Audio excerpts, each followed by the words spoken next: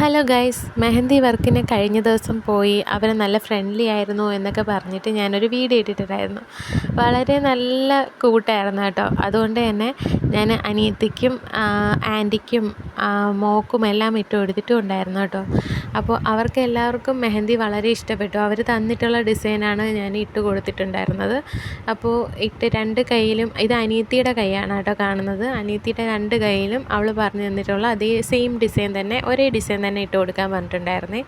അപ്പോൾ ഈ ഒരു ഡിസൈനാണ് ചെയ്തിട്ടുള്ളത്. എങ്ങനെയുണ്ടെന്നൊന്ന് പറയണേ.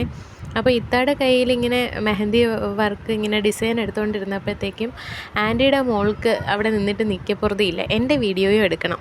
അങ്ങനെ ഞാൻ അവളുടെ സന്തോഷത്തിന് അവളുടെ വീഡിയോയും എടുത്തു കേട്ടോ.